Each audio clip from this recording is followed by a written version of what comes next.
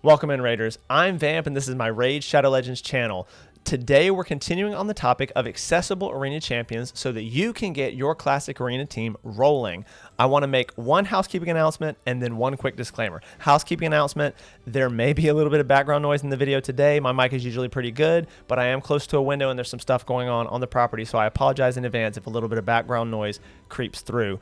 The disclaimer, is that we are going to break the no legendaries rule for this video for one specific legendary that I'll go over in a second, but as usual, all the other champions are going to be epics. There were no rares that do meaningful control for me to choose, so I didn't want to put any on the list because they were just going to be so kind of hit or miss that I didn't feel like that you would actually want to build them and kind of rely on them, plus invest the resources for them to do this role. So the rares are off the list for me. If you want to use a rare that you have on your account, by all means, experimenting in raid can be quite fun, but we stuck with just epics on this list today. Click my promo link in the description box below to get legendary nuker Karato, as well as hard carry epic support Tagoar free when you register your account using these steps. Here's exactly what you need to do. Step 1, log out of Plarium and Play on your PC.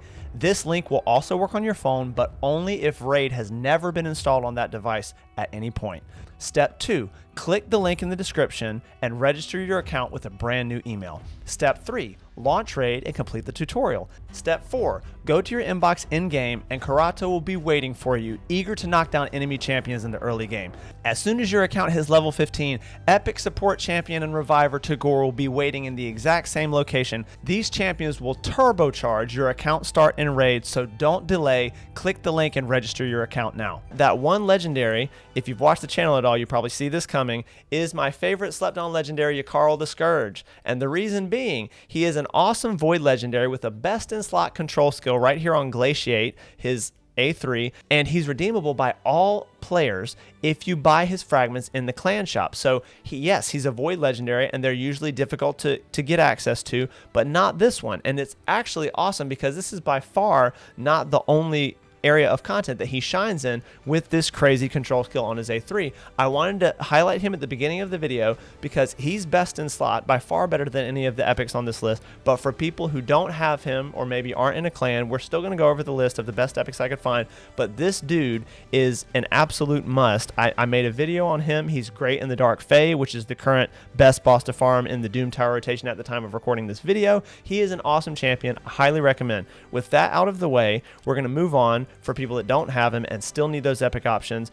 I'm going to start with Freeze. The 3 debuffs that we're working with for control on epic champions are Freeze and Stun and Sleep. So Freeze is probably the most common. I wouldn't say that any of them are terribly common because they're quite strong still. Most epics don't have good versions of these debuffs, but we're going to start with Freeze, move on to Stun, and then conditionally Sleep is the worst, but because it's the weakest, quote unquote, it also sometimes has champions with the best chance to land or like the best chance for success at using their form of control, meaning the Sleep debuff, versus the much more OP versions of control in Freeze and Stun. So we're going to start with Freeze, and I'm going to pick a champion that I really like that actually gets used for me. I don't know why I'm fumbling with which faction he's in. Creodon the Blue is a Sylvan Watcher epic that is actually a Fire Knight hard beast, but aside from that, for the purposes of this video, we're looking at his A2, which is an awesome skill, attacks all enemies twice. Each hit after booked has a 65% chance of placing a freeze debuff for 1 turn. So that's an attacks all enemies. You may have an affinity issue, but like I said, we're working with what we're working with Epic, so he does have a chance to weak hit force, and that would throw this off. But a double hit with 65% chance on each hit is a pretty good chance to freeze. It's very likely that most of the time he's going to freeze everyone. Right below that, he's going to really, like, seriously most of the time freeze at least 3, and then occasionally you'll get bad RNG and he won't freeze more than 1 or 2, but that's going to be really rare if he has enough accuracy. Just make sure you're not getting resisted, because that's a different thing. That means you need to build more accuracy. The chance for him to fail that isn't based on being resisted would just mean that it didn't proc, and in that case you wouldn't see any kind of text on the enemy champions for it being resisted or blocked or anything like that. So this is the best option, in my opinion, in the game for an epic if you're trying to use freeze as the control role in your classic arena team. He does not have an aura, but he has a great freeze skill, okay? The next one on the list is actually a bit of a, I don't know, like a niche pick, but also a really OG champion. Actually, if you kind of look at his model, I was commenting to my brother or someone in my raid server that this champion, like even the way that he looks is kind of like from an era when raid was taking itself a lot less seriously and just had a lot less money and a lot less players and a lot less draw. So he's a little bit of a goofy looking one in my opinion. Maybe you think he looks cool. It doesn't really matter, right? Because we're looking at his kit. So this guy has a really strong freeze if you can meet the conditions, which if we look at this skill, it says he attacks one enemy. So it is an attack. You don't want him to weak hit, but even on auto, I think his AI should choose somebody he has the best chance of killing. Has a 90% books to 100% chance of placing freeze on all enemies for a turn if he kills the enemy. So here's the downside with this guy. You have to get him to kill the enemy or you get no control at all, okay? That's twofold. One, if he doesn't kill, you're just screwed. You didn't get any control. And two, you can't just focus on hitting the highest amount of accuracy you can with this champion because you do have to build some damage. So I would personally say this is a guy that I would probably, if you're at the very beginning and you happen to pull a Jingle Hunter and you're in like bronze arena and you've got like, 5 or so 6 stars, maybe even less, this guy might be worth taking to 440 or 550 and letting him do some work for you. But I don't think that he's going to be a good option long term because once you get into the areas of arena where you really need the control because it's getting difficult, it's going to be really hard for you to hit enough damage to one-shot someone plus enough accuracy for that freeze to not get resisted, okay? One upside with this guy, if you do end up trying to level him a little bit and use him in the very early, classic arena experience, is that he has a really good arena speed aura. I actually don't personally know of any epics with an arena aura that's better than 24%. I actually only know, besides him, of 23% on maybe 1 or 2 epics. But yeah, so if you do end up using him, if he's all you've got, like I said, I personally would not 6-star this champion, but you do you, and if you do use him, at least you would be able to get a pretty decent speed aura, possibly the best in the game on an epic. Next, we have probably, I don't know, like maybe not the worst because this is so conditional with Jingle Hunter, but the last epic that we have, and we're literally going to be already done with freeze, we have a Dark Elf epic, Luria, different affinity than Creodon, that has, I believe on this skill, a 75 after booking chance to place a freeze for 1 turn if she does any damage. And again, you run into the issue of you don't want to really build this champion hybrid because then you risk getting your freeze resisted and they didn't do their one specific role for your comp. But if you just happened to get a crit on somebody when she's built, with speed and accuracy, if they get killed by her, they can't be revived. So again, early stages of arena, it's highly possible if she has a decent multiplier and you get a lucky crit, maybe you knock down a nuker or a speedy support that's not very, tanky or survivable. It is something, right? So another option that you have is to build her as your nuker and then let whatever freezes proc, but that will be for the nuker role. That's not for the control role, right? So then you would have a different control champion. Just let Luria be your nuker and let that freeze happen where it happens because she's not going to be built with any accuracy, and it can just be kind of like a lucky chaos agent or, fail safe if she doesn't kill someone. The fact that she has the block revive is, in my opinion, much more interesting than the freeze. But guys, like I mentioned at the beginning of the video, we're working with limited options on this hard CC for epic. So she's actually the next best on the list and the last on the list. There's no one that's really worth mentioning after her at her 75% chance to place freeze. Okay, next let's move on to stun, which is the strongest crowd control debuff because this can cause champions to miss their turn. And what I mean by missing their turn, technically all of these crowd control debuffs can cause a champion to miss their turn, but they also miss their turn in their cooldowns. So if they've used any skills and then they get stunned, which now that I think about it, if you do this team right, hopefully they won't have had a chance to take a turn yet, but it's still worth mentioning that if you level up this champion, invest resources in them, you're for sure going to use a stun champion in other areas of the content, especially progression areas. So it's worth noting that stun is the best debuff because if that champion stuns an enemy that has used a skill, they will not get 1 turn ticked off their cooldowns when the stun goes off. Like when they get to their turn and they miss it and the stun is removed, they will also miss their cooldowns being replenished by 1 when they're under stun. So that makes it the strongest control debuff by far. Both freeze and stun will remain on the champion after you hit them. By the time we get to sleep, which is probably on its own merit, sleep is the weakest crowd control because you can wake people up from it, but we'll talk about that when we get to sleep. For now, let's talk about Huskarul, who is by far the best epic I could find in the game for stunning, and again, there's very few options. So he's leagues above the rest at a 75% chance after being booked to stun, plus a bonus turn meter decrease, which is nice because it does synergize. Both of these need accuracy. You need accuracy to land a stun, and you need accuracy to decrease turn meter, so that's just a little added bonus for him. He does not have an arena aura, but again, stun is the strongest crowd control, and he has a really good chance to place it. I mean, honestly, 75 is kind of unheard of on an epic, and you'll see in just a sec, because the next best option that we have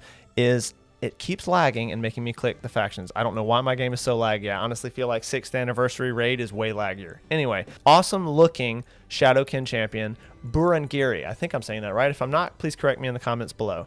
He also does not have a speed aura for arena. In my experience, control champions usually don't. Jingle Hunter was an exception, but Jingle Hunter is, like we mentioned previously, kind of weird and conditional and needs both accuracy and damage. It would have been cool if Jingle Hunter's skill, if I can digress for 1 second, was unresistible. Oh man, then you just build him for damage. He's an awesome champion for that role. But again, like I said, he's a really OG legacy, probably forgotten about, kind of underpowered champion. So anyway, Burangiri attacks all enemies after booking only a 60% chance to place a stun. So 15 less than Huskarul. They're very similar. He does not have a turn meter decrease, but you don't need the turn meter decrease. That's just added value for Huskarul if you use him for other areas of progression. For the stunner role in arena, you don't need that. Next on the list, and finally on the list, is a backup champion that actually has the same chance to land stun as Burangiri. Exactly. Actually, is also the same affinity, but he's definitely not used for this.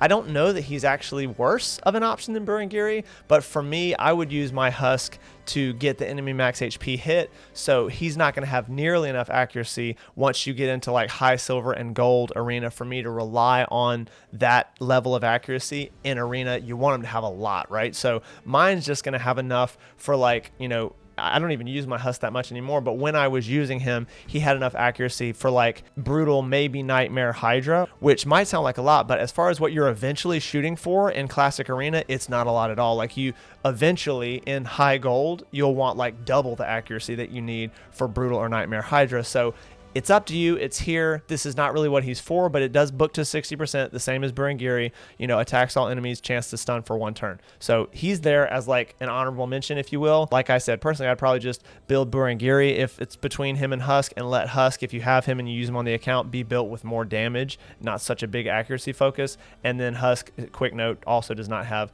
actually, this might be an arena aura, but we ain't trying to use no HP aura on a speed team. So that's enough for that.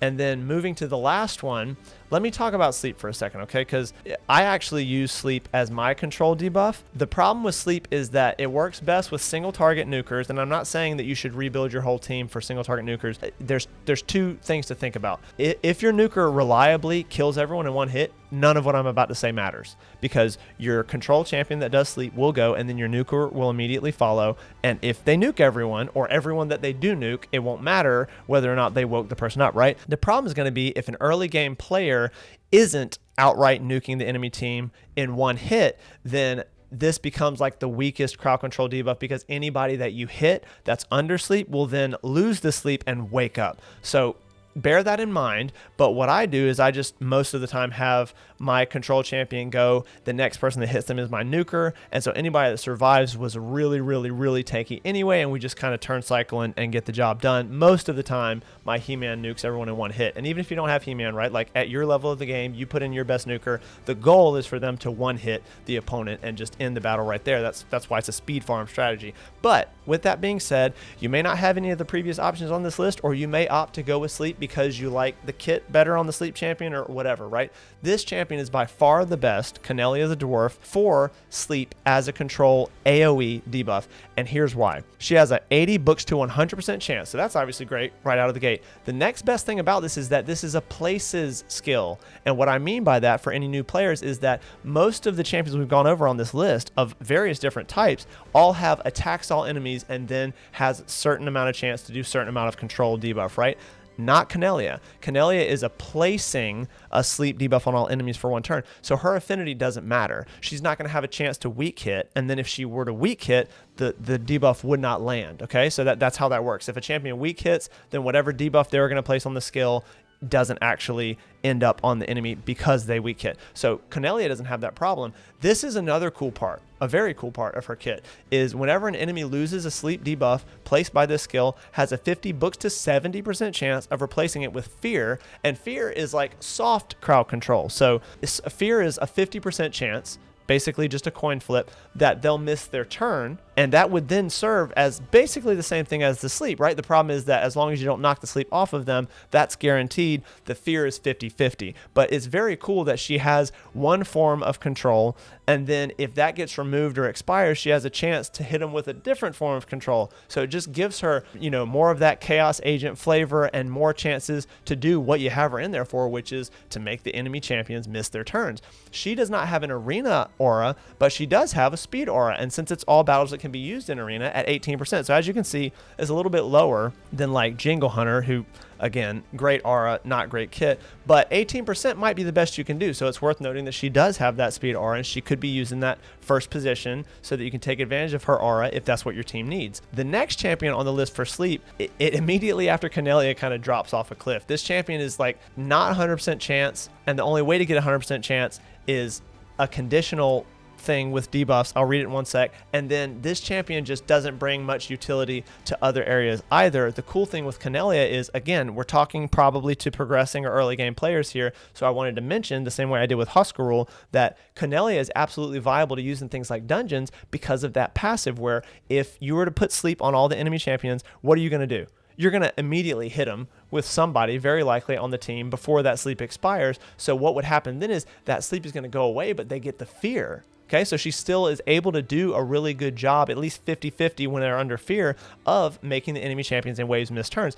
This guy, not so much. This guy's going to bring you, shielding and heal on a really long cooldown. And basically nothing else. Like this sleep by itself with no kind of Cornelia type passive is just not going to be good anywhere but this specific role where the next person to hit him is your nuker in your arena team.